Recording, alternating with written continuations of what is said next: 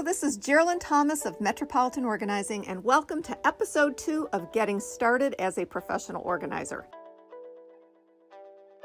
Lately, it seems that everyone and their sister wants to enter the professional organizing industry, and those looking to join the business often reached out to professional organizers to get an internship or just to ask a few questions. Oftentimes, they just say something innocent like, "Hey, can I pick your brain?" or "Let me buy you a cup of coffee." My inbox fills with inquiries from novice organizers who want to work for an established business owner, but here's the danger.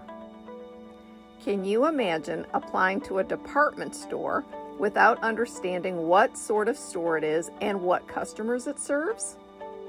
Unfortunately, that's pretty much what happens when people contact experienced professional organizers. So my advice is, if you're going to ask about a new career working for an established business owner, do your homework. Read the company's website and glance or read carefully their social media profiles. What are you looking for when you read the company you hope to work for? Well, my advice is to go above and beyond the basics.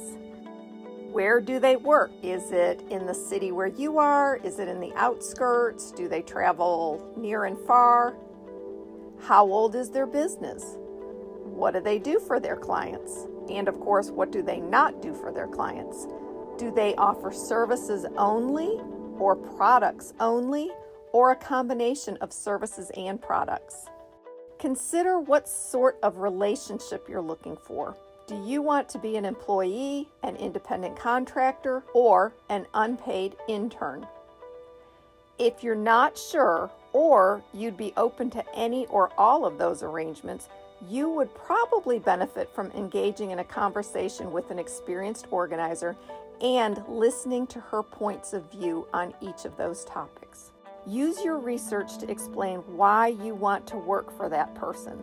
Let her know why you think you'd be a good fit. When new organizers write to me, I like to know things like their previous work experience, especially if it's relevant to organizing or time management or productivity.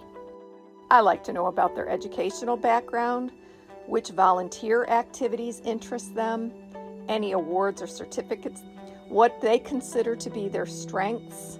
Availability is important to me. I need to know, can you work in the mornings? Are you available on the weekends?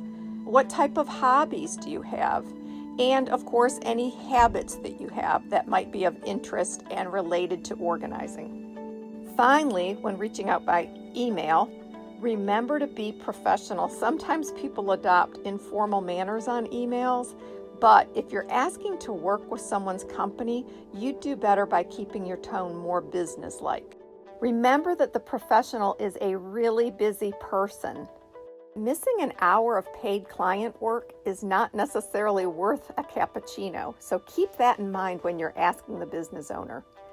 Every business owner must decide for themselves to whom they will give their time or services for free and how often. But one thing is certain. In order to stay in business, we can't give away too much. What we look for in all interactions is what I like to call a fair exchange. Just make sure that before asking for someone's precious time, you have tried to get your questions answered on your own. If you've been asking for free help, consider whether you really should be investing in your professional success by paying for expert advice.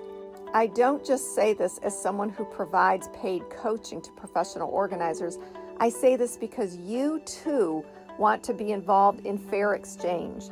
And by asking to get for free what you really should be paying for, you tempt fate to bring you clients who will ask you to work for free by staying a little over or doing unpaid research between appointments, or maybe even donating services to their pet fundraiser and so on.